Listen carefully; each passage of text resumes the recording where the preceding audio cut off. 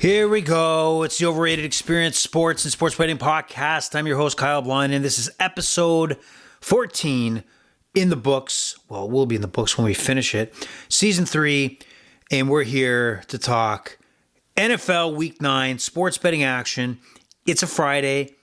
The Friday obviously feels better than every other day of the week because there's hope, there's potential, there's possible winnings, bankroll expansions, big comebacks, big payouts, and that's what we're looking for heading into the weekend.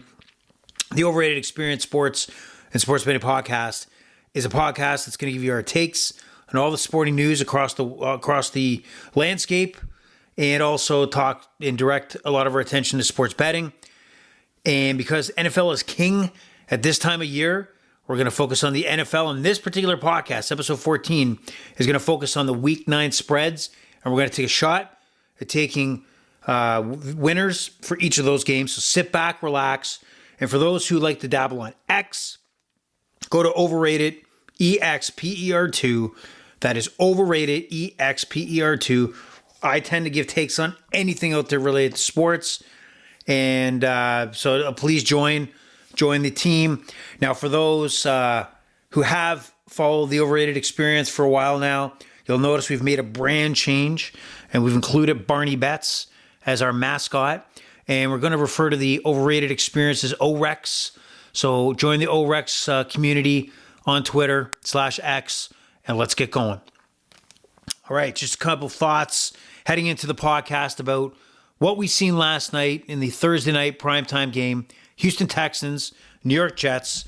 The New York Jets right now are in turmoil. Man, they had a short week, which is probably good for them, but they got lambasted. This team's not going anywhere. I got to believe Aaron Rodgers has been embarrassed by this whole situation, that, he keeps talking, they keep losing, and then they head into that Thursday night against a Houston Texans team that, to be honest, the stock was going down.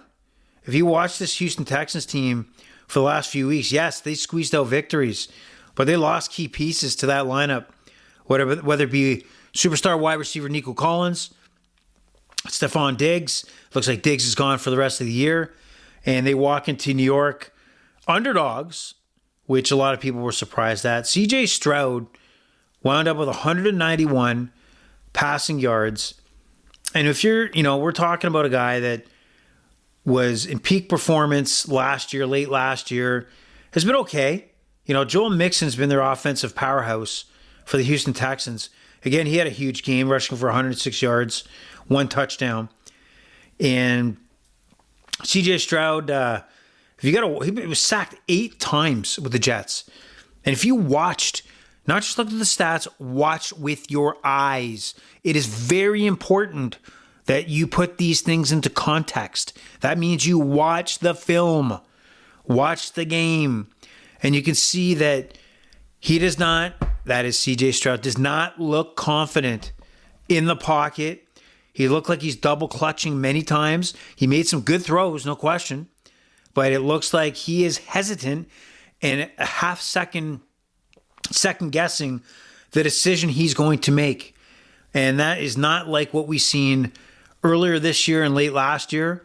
So there's something off there. Obviously, he's missing weapons, but CJ Stroud is a little off right now, and it's reflecting on that Houston offense, which can't really get consistency through the air. Now, flipping to the Jets side, Aaron Rodgers was 22 of 32 attempts, 211 passing yards, 3 touchdown passes. He was sacked twice.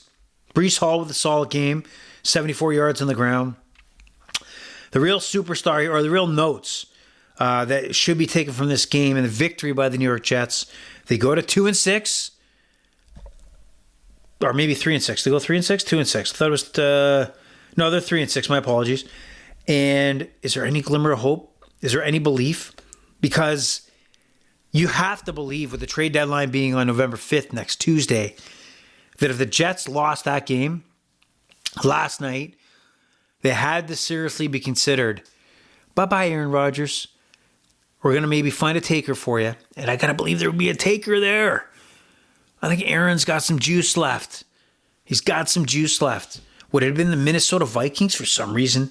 They're sniffing around. Matthew Stafford, obviously the relationship with Kevin O'Connell, and Matthew Stafford goes back to the Rams in the Super Bowl year. But the Vikings seem like they're sniffing around. And if the Jets had lost, pretty much wiping out this season, I would not have been surprised if the Vikings would have sniffed around the availability of Aaron Rodgers.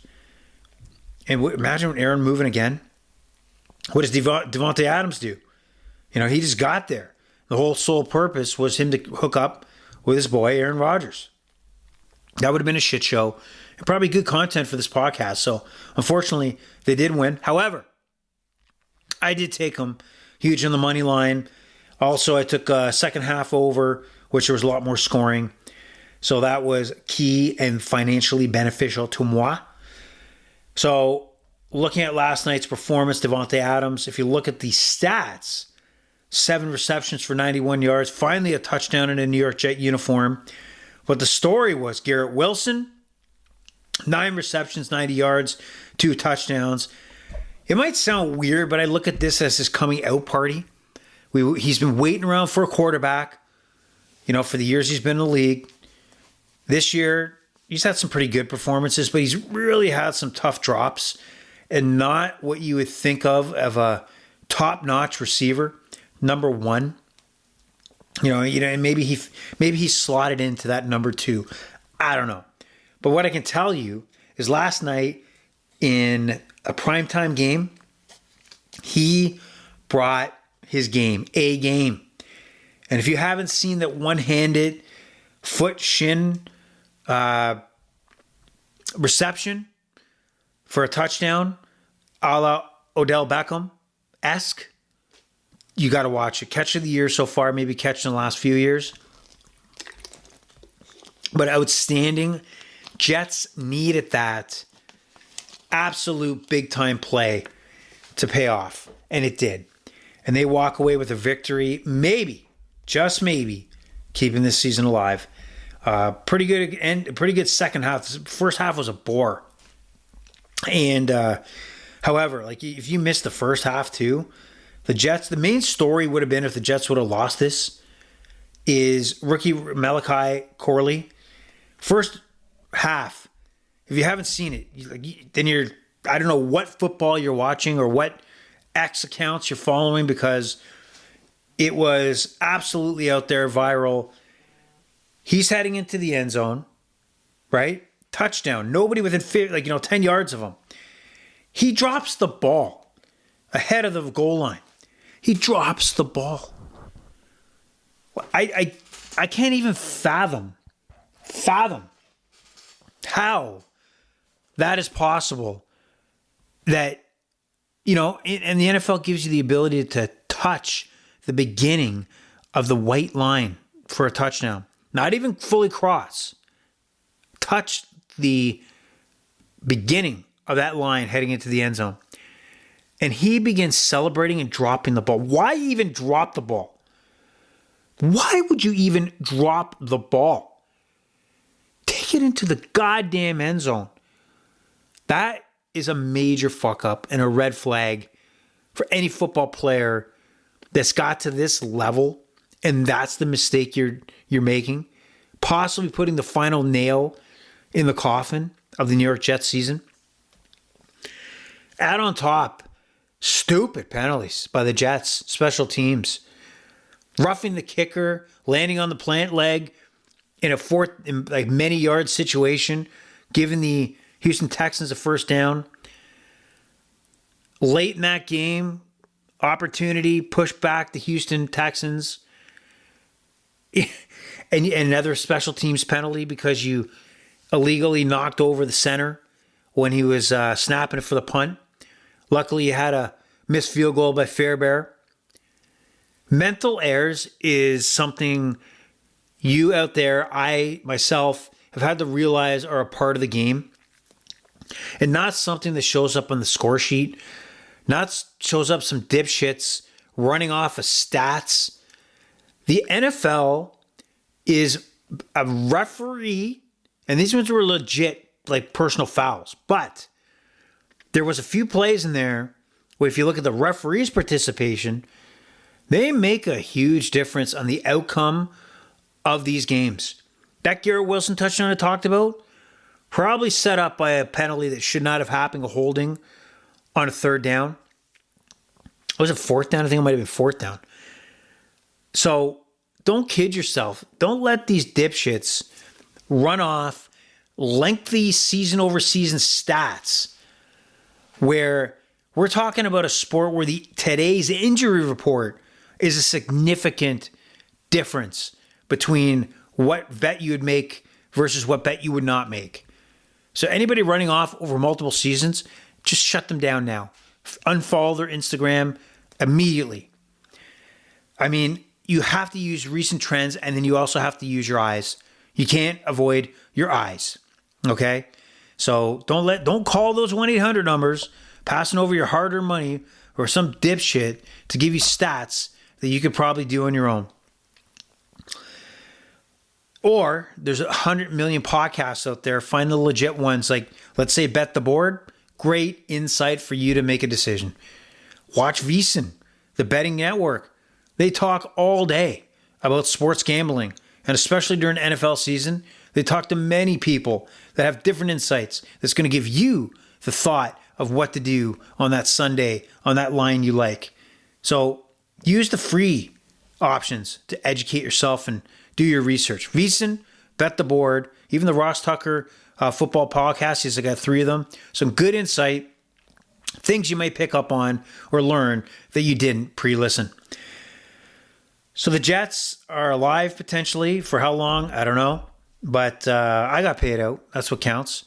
So that's the first game to kick off Week 9 of the NFL. And we roll into Week 9 Sunday action. And you know what? We got a lot of weak action. We got a lot of weak matchups here, especially in the 1 o'clock hour. Some games that I don't even know what the fuck people are going to do tailgating.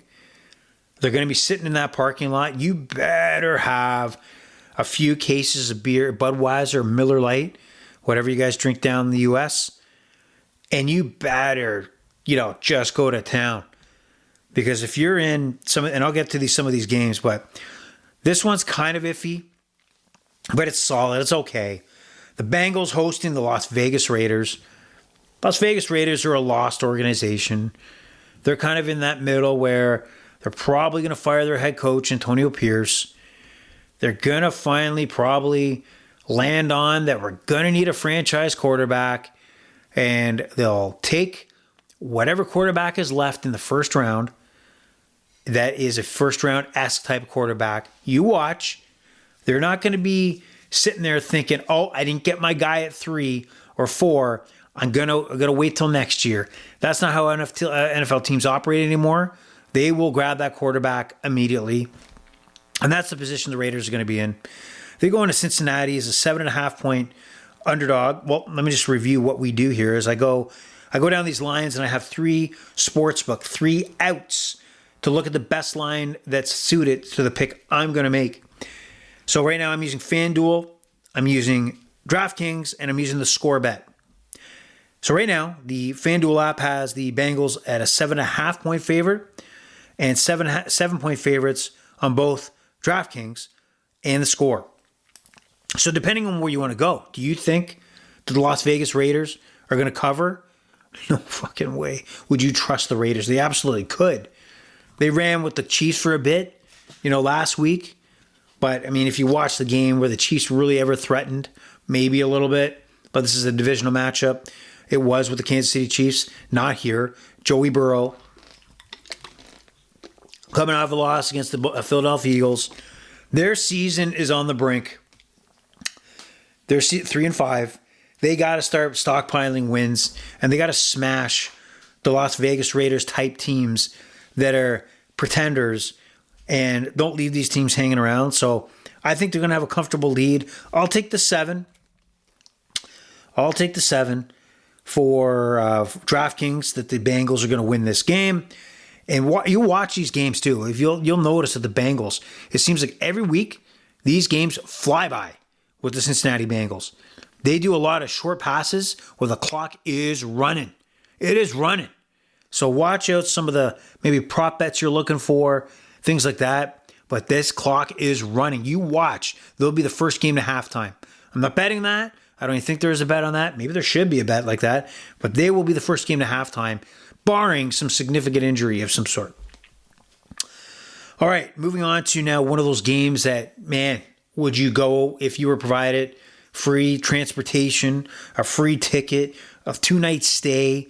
I don't know if you would, but the New England Patriots head into the city of Tennessee, or the state of Tennessee, to take on the Tennessee Titans. The Titans, FanDuel, 3.5-point favorites. Actually, across the board, 3.5-point favorites on this one. The over-under is 38.5. But what do you trust the Tennessee Titans against anybody to cover 4 points?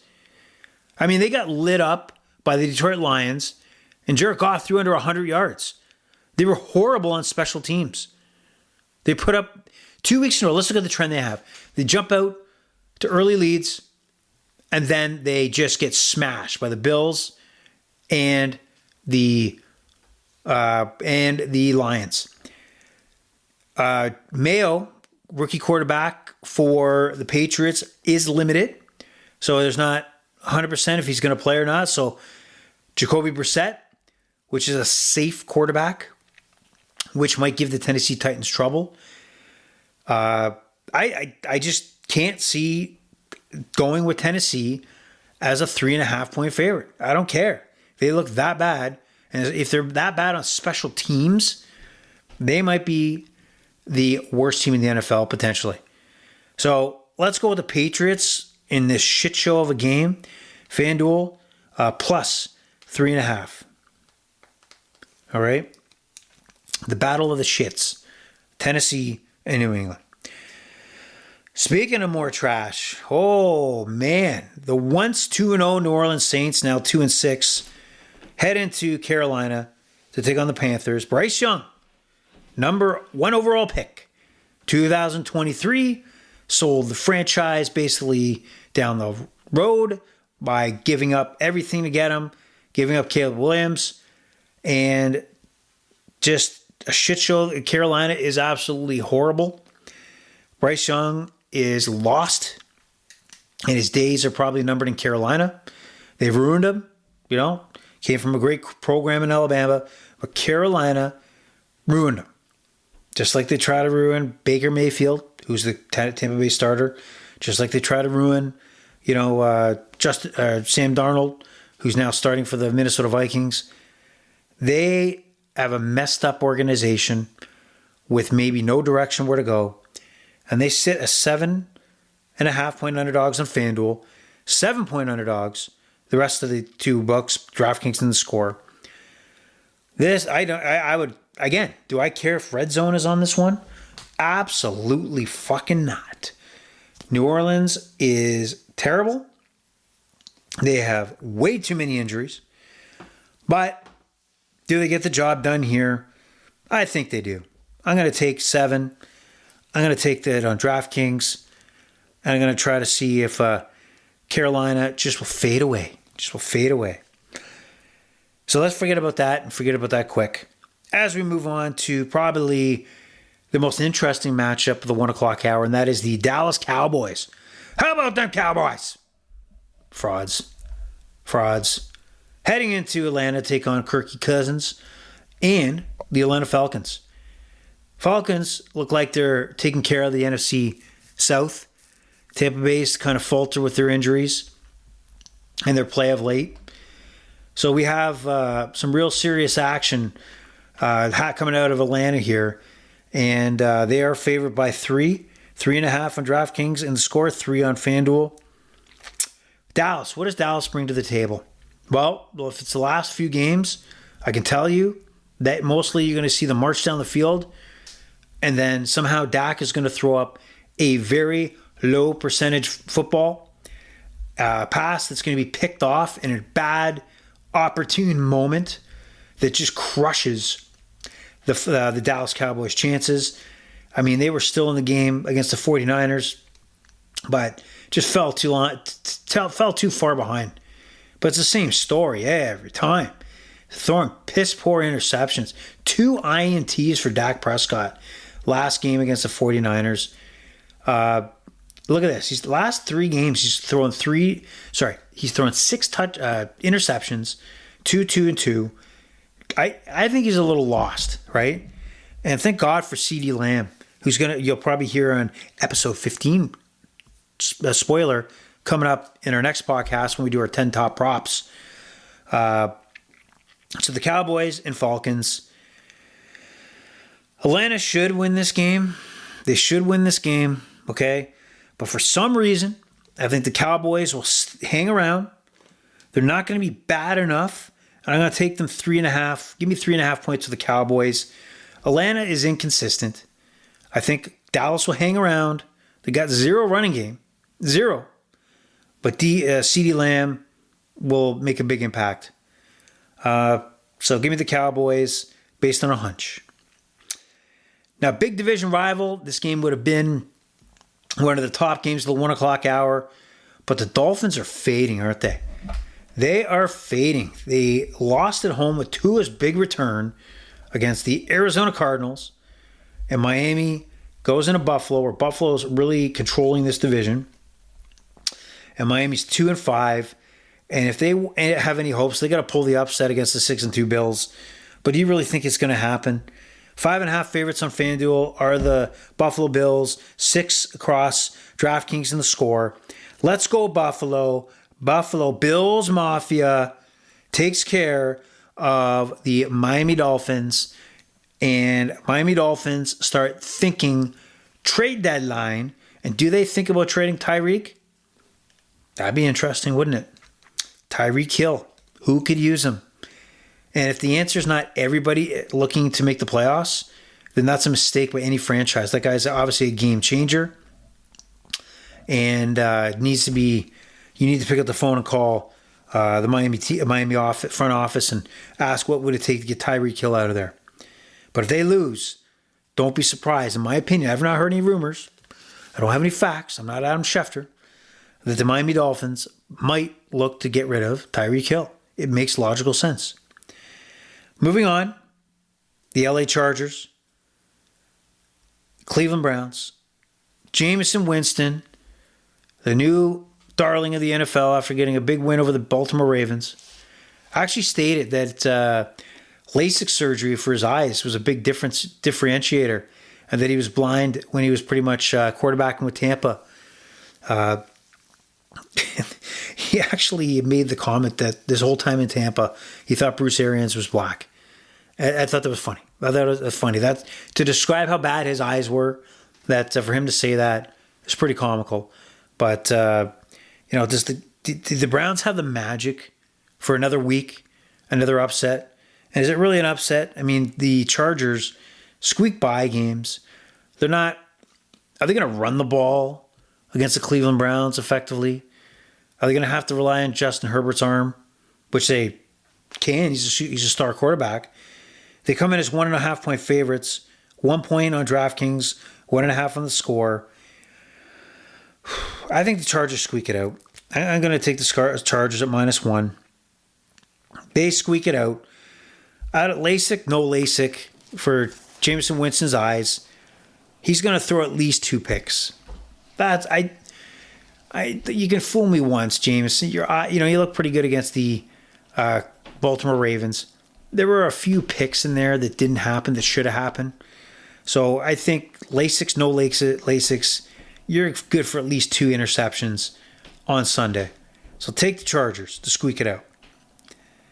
Now we head into a divisional matchup. The Washington Commanders heading into MetLife Stadium to take on the New York Giants. Washington with that big Hail Mary pass win against the Chicago Bears. Jayden Daniels. Now the question here is how healthy is Jayden Daniels? Jalen Daniels, sorry. He has got a rib issue, limited in practice, but that was kind of the same story that we heard against the Chicago Bears. And you might hear something on the prop show, but I'm basing my bet here based on that Jaden Daniels is going to play this game. 4 good ribs. He's going to get out there. 3.5 points. Favorite are the Washington Commanders. 4 points on DraftKings in the score. So I'm going to take the Commanders, and I'll tell you also why. Is the Giants are shit. That's really not hard to tell you. If you watch that Monday Nighter, they did stay in the game. But at this stage, the number of penalties they take, stupid penalties, the struggle they have to get the ball out to like Malik Neighbors. The only guy going for them is Tyrone Tracy, running back. It looks like he's going to clear concussion protocol because he was pretty damn dominant. He was the offensive force for the New York Giants on Monday night. But is he going to be 100%? I don't know. He's racing to get out of concussion protocol to play. But give me the Washington Commanders. They're just simply a better team. Giants are a mess. They're going to change. They're going to have a facelift heading into next year. And Sunday's not going to be that day where they're going to come out guns a-blazing. Jacksonville heads on the road, takes on the Philadelphia Eagles from the city of brotherly love. And the Eagles are 7.5-point favorites across the board. I mean, what do you got to say here? I mean, the Eagles are a better team. They just went on the road and knocked off Cincinnati. Jacksonville is severely banged up. Even Brian Thomas, the rookie star receiver that they have, at least a bright spot, he's limited in practice. No guarantee he's going to play. Christian Kirk out for the season. They're dropping like flies. And even when they have those guys in the lineup, they weren't winning anything.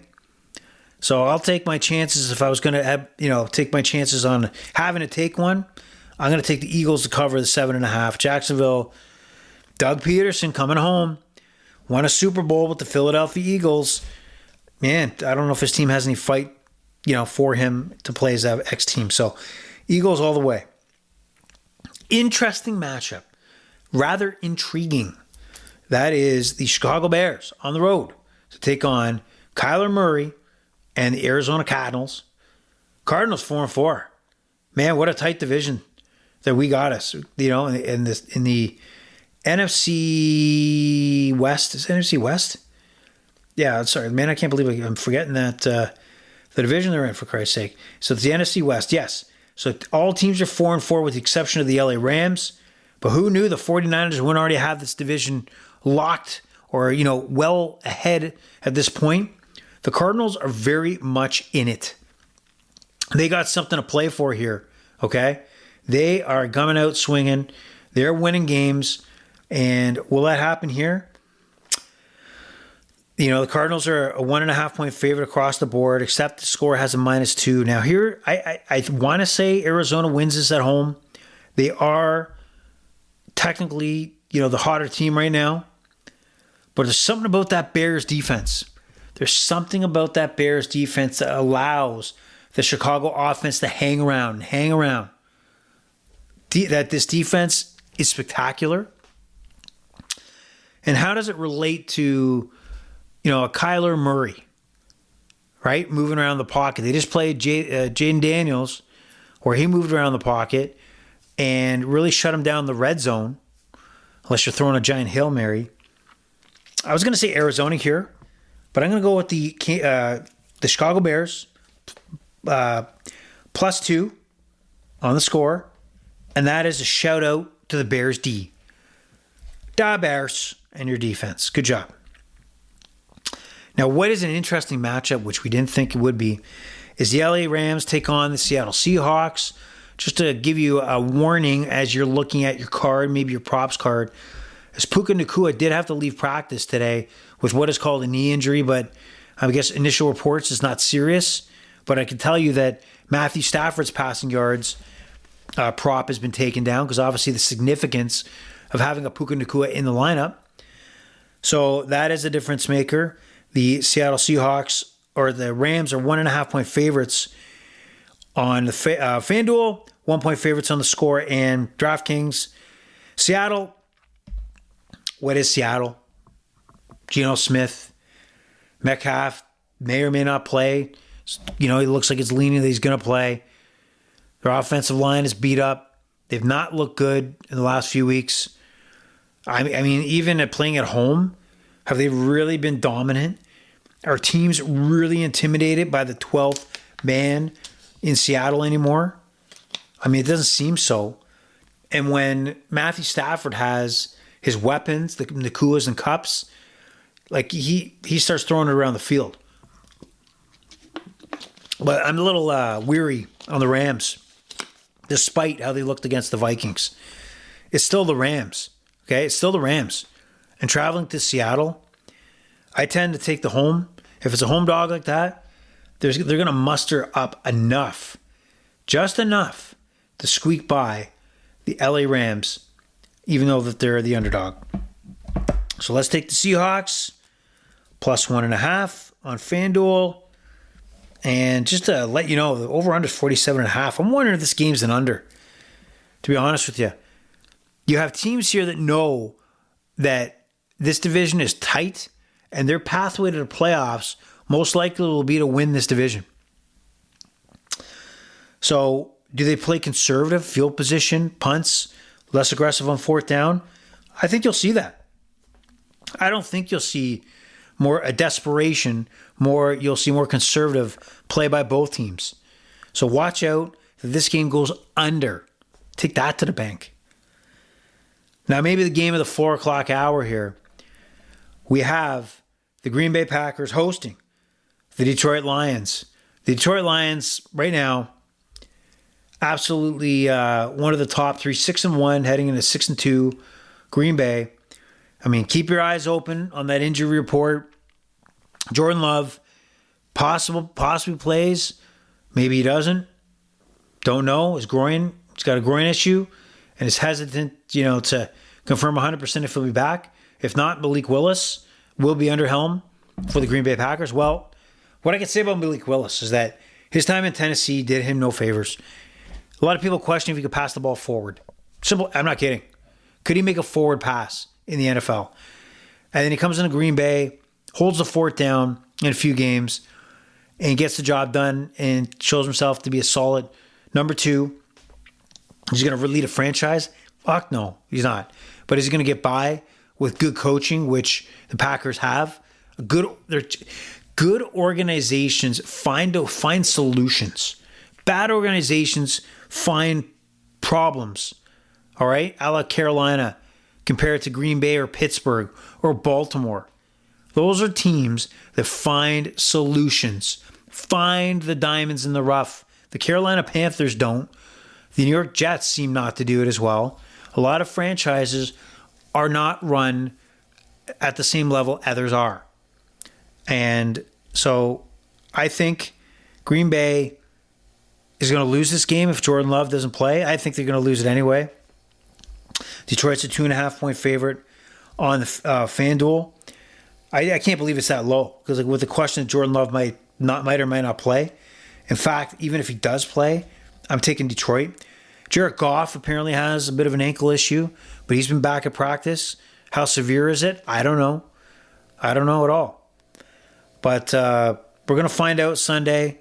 I think Detroit, and this is another key point, this is their first outdoor game.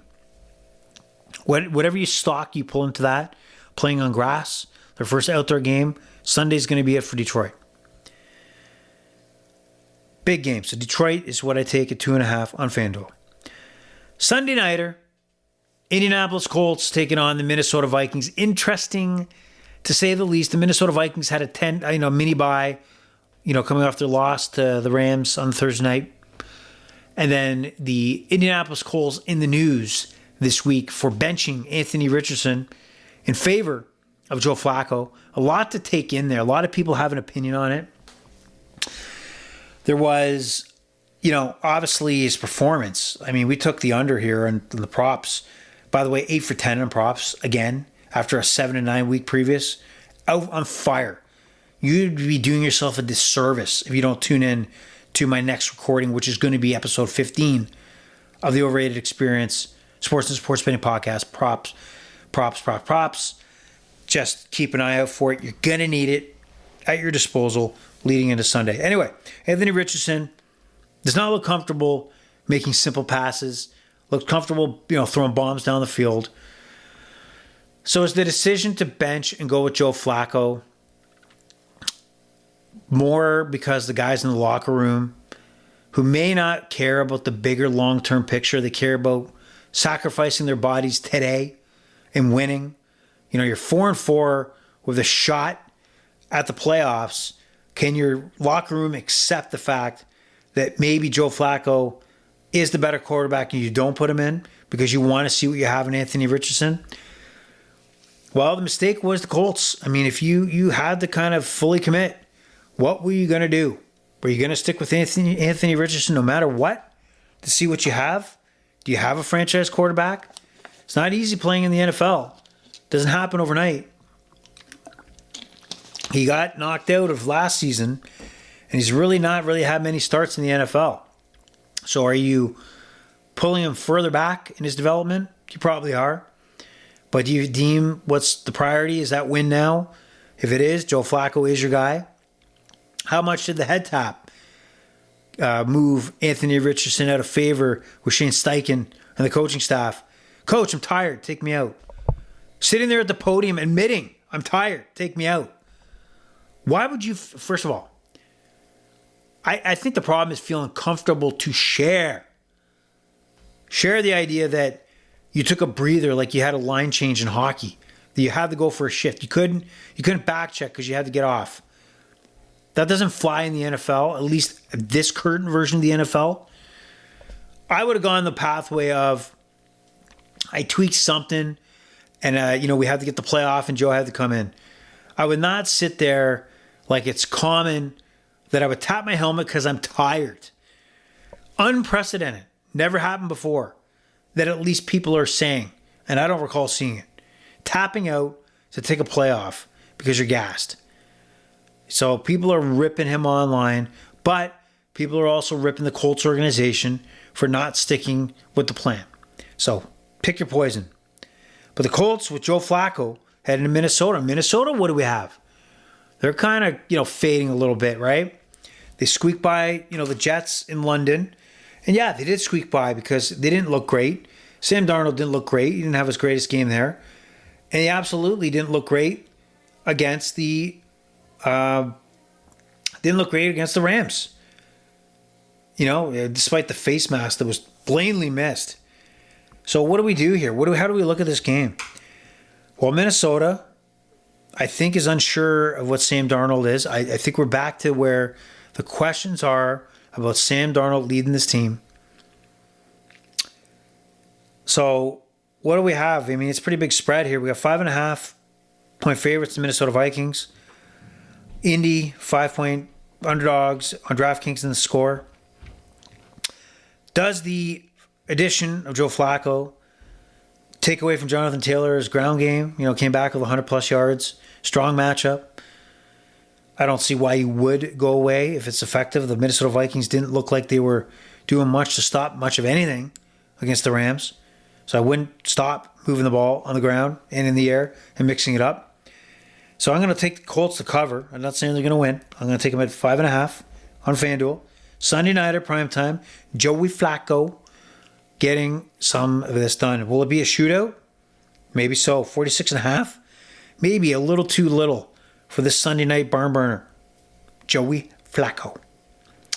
And finally, but not certainly least, the defending, undisputed Super Bowl champions of the world, Kansas City Chiefs, host the struggling Tampa Bay Buccaneers.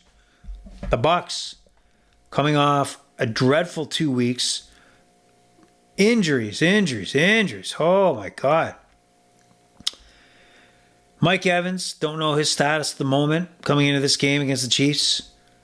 And we know that Godwin's status is that his ankle is hopefully pointing the right way now. Because that would be a good start to recovery. Of twisting that ankle right around to where it should look. Then you get to the recovery. So the Buccaneers are 4-4, slowly falling behind the Atlanta Falcons.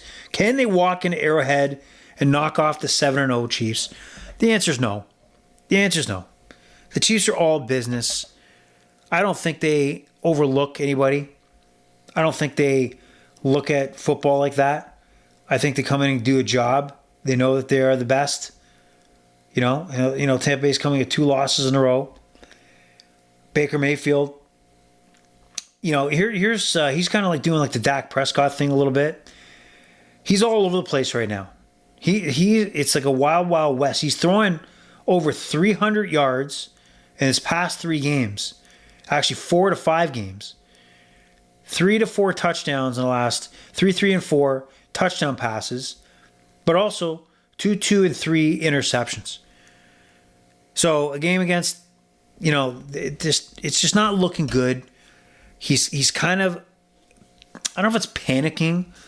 I think he's trying to do it all. He's trying to do it all. I would love to have Baker Mayfield as my quarterback, but right now he's kind of in that chaos mode. And how does that happen? And how does that reflect when you head into Arrowhead with that Kansas City defense? What's it going to look like? I think you're going to just get the same shit show. I think he's going to go to the air. I think he's going to have to chase. Will they have a run game? I don't think so. Will he get some yards off? I do think he will. Because the Kansas City Chiefs right now are playing like Floyd Mayweather would box. He's the best boxer ever. But he's going to defend. You just can't hit him. Right? And I think that's going to be the case here. You just can't hit Patrick Mahomes and the Chiefs. Like they are a 9.5 point favorite. 9 on DraftKings. I feel comfortable taking the Chiefs at 9 on DraftKings. And this game kind of getting away from them. And Baker throwing the ball around the field a lot. Too much. So take the Chiefs. So just a quick recap. Bengals to cover 7 points. Patriots cover 3.5 on FanDuel to cover against the Titans on the road. Saints to cover on DraftKings 7 points. Atlanta, Dallas. I like to get Dallas Cowboys to cover 3.5. Line on DraftKings. Miami, Buffalo. Miami's going the wrong way. So take the Bills at 5.5. Cover the spread. Chargers on the road, 1.5 point favorites, and 1 on DraftKings. So I'll take the 1 on DraftKings to squeak it out over the Browns. Washington Commanders with a few injury concerns with Daniels, a quarterback, covers the 3.5, knocks off the Giants on the road. Jacksonville gets annihilated in Philly. Philly covers the 7.5. Arizona, Chicago, due to the defense, due to the Bears' defense, the Bears cover the +2 on the road. The Rams, Seahawks, I'm going to take the Seahawks at home as underdogs, +1.5 on FanDuel. Packers, Lions, whether Love plays or not, you give me 2.5, I'll take the Lions every day. I don't care, with the exception maybe of the Chiefs, maybe the Ravens on the road, I'll take the Lions. Sunday Nighter, Colts, Minnesota. I think Joey Flacco and the combination of Jonathan Taylor will cover a stock down on Sam Darnold, quarterback for the Vikings, +5.5. Take the Colts to cover. And the Monday Nighter to close it out, you got the Kansas City Chiefs hosting the Tampa Bay Buccaneers. And the Kansas City Chiefs get it done. One way or another, they cover the 9 points on DraftKings. Well, that being said, that was Friday's Pick'ems. Pleasure was all yours. Get ready, because I'm getting ready to throw down 10 prop picks that are going to be downloaded very soon. So the Overrated Experience today, go check out the new brand. We've got Barney Betts on the cover of the app design. Check it out. Tell me what you think. And enjoy the evening. If you don't listen to props, which you should, is control that bankroll. Keep it easy. Don't chase. And put a few coins in your pocket for Christmas. Have a great night. Enjoy the weekend. Bye-bye.